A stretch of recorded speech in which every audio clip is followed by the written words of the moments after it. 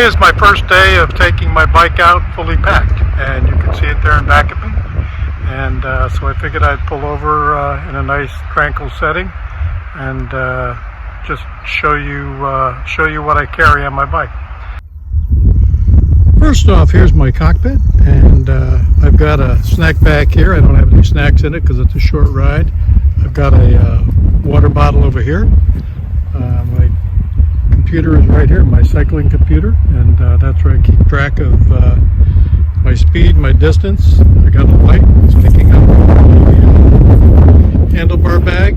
The handlebar bag is where I keep things that I need to access very quickly, such as suntan lotion, sunglasses, arm warmers. I have two small bags on the front. One bag has my toiletries, my ditty bag and towel washcloth, and the other bag has my outerwear, coats, rain jackets, sweatshirts, that sort of thing. And I usually carry 3 bottles of water, but I've got that 1 bottle of water here, and then this bottle of water down here. On the back, I've got a very large bag here, and inside that bag is my tent, my sleeping quilt. I've got a little fitted sheet, and I've got an inflatable pillow, and that's about it. And this is my empty plastic bottle. You can use your imagination for what that might be for. I have 2 large bags on the back. On one side I have my cooking equipment, which includes a small stove and some cups and bowls and stuff like that, and that's for basically cooking breakfast. I expect to get most of my other meals out on the road. And then this bag over here has clothing and other assorted items. So I got a inflatable sleeping mat in there too. I carry 2 pairs of shoes, that pair of shoes, and then I carry my sandals, which I can cycle in as well. So this is basically it. It's a heavy load. It's about 30 pounds of equipment on the back, and maybe 8 to 10 pounds in the front, including this bag, which I didn't mention. This bag basically has tubes, tools for doing bike repairs. This is a makeshift kickstand. I've got another one coming in the mail. It should be here next week. It should be much lighter. And so I'm just taking it out for a spin. I'm going about 5 or 6 miles today. I'm going to do some hills. I want to see how the new tires ride. Brand new tires. I put these on this weekend. And next week they're going to be inflated with gook. They're going to be tubeless. So if I run over a thorn or a nail, they will self-seal. So that's a good thing.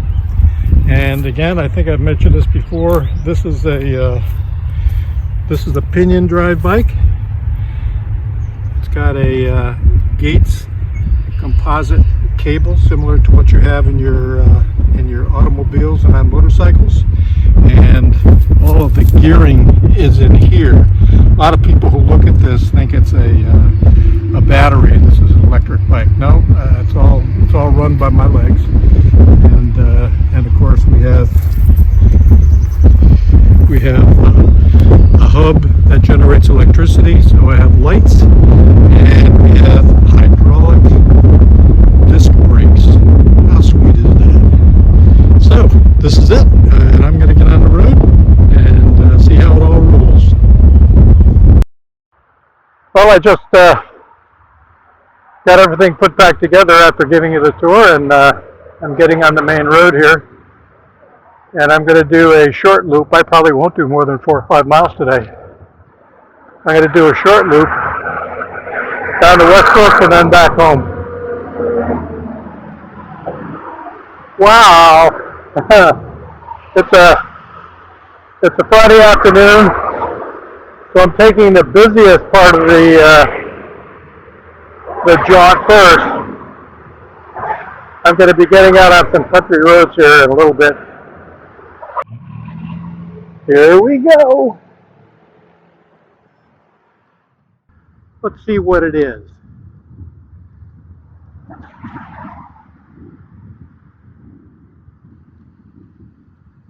Well,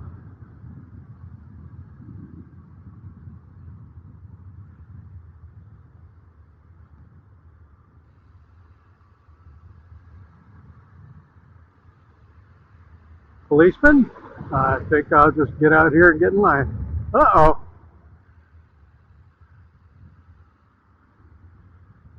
Looks like an accident.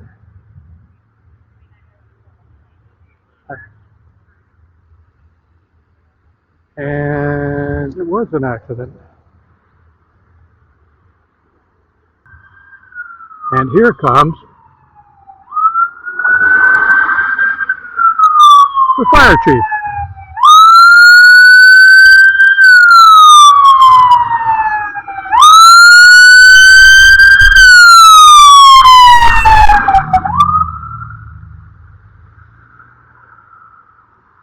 Well, well, well. All right, so the excitement's over. More excitement. I guess someone was hurt. They've called the ambulance. Oh my goodness gracious, holy cow.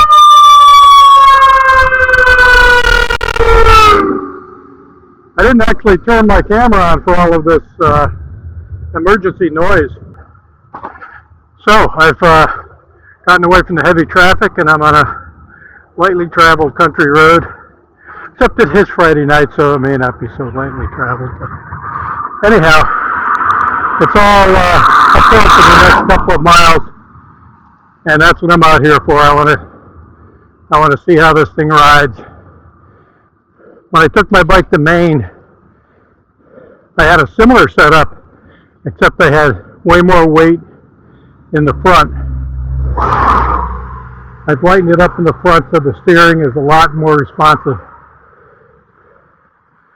But the weight in the rear of the bike with fat me sitting towards the rear puts a lot of stress on the tires and the wheel, and I just want to give it a good workout before I get too far away from home. And I'm getting a workout right now. This isn't a huge hill, but man, I haven't pedaled this weight up the hill in over a year, so it's going to take some training and getting used to. I'm smiling and I'm feeling all right in the heart-lung area, but my legs are killing me. This is not a steep climb. And I'm feeling it. It's all right. So, what's coming up for me near term? As far as training goes, well, a couple things. Next week, depending on the weather, I am going to do my birthday ride. Roughly 37.5 miles down the airline trail. I'm going to camp, I hope, at a campground. I found a campground, so I don't have to sneak out into the woods. Then I'll ride back the next morning, fully loaded.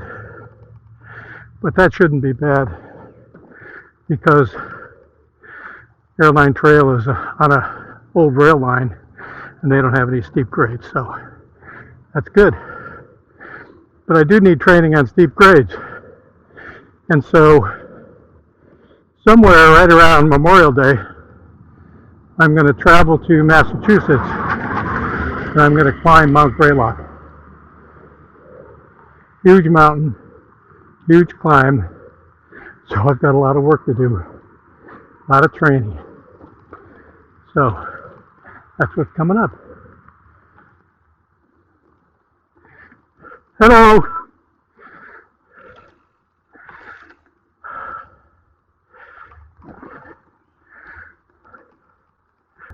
I still got a ways to go to get back to the house. And that nasty, nasty climb up Woodland Drive. I'll show you the first part of that, but I'm going to probably fall off my bike in exhaustion, and I'm not sure I want to capture that on camera. There's a nice little farm pond off to the left. Okay, here we go.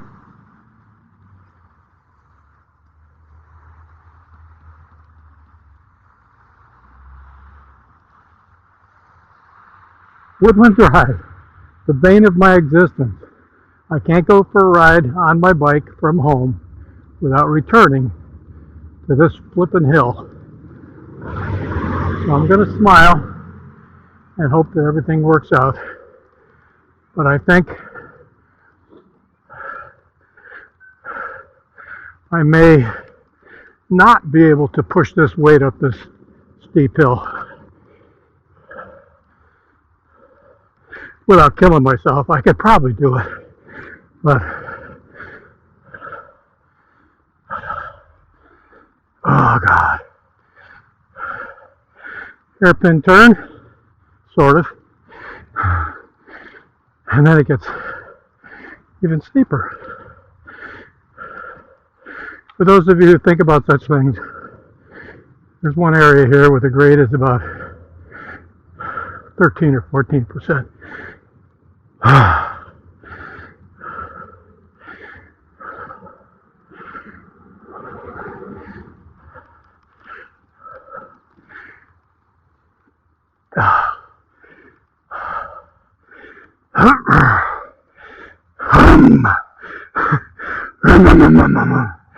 Get that motor going.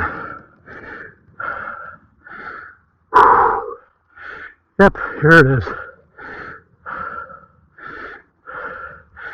Actually, with a bike with this weight on it, I have to be careful about stopping. It's an art. Let's see how far I can get up. See that mailbox way up there? That's what I usually aim for. God.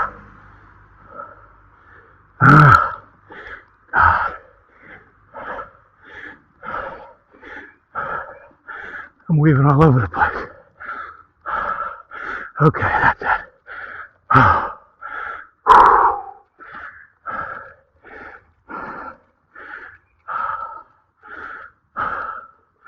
I won't show you much more of this, but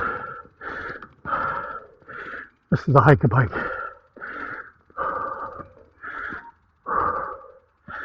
So, it might be a good time to thank you for coming along with me on today's shakedown ride of a fully loaded Pinion Drive Priority 600 flipping bicycle. Have a good day. Well, that was quite a climb. Overall, this bike is perfect for bike touring. I'm very happy. And the carbon Gates belt is what does it for me. Low maintenance, quiet, smooth ride. And the new configuration with the weight in the rear seems to be working out, with steering very much improved. The Priority 600 was not designed for bike touring, though, and it took some creativity. And the near-term challenge that I have right now is to find a new handlebar to give me more hand positions.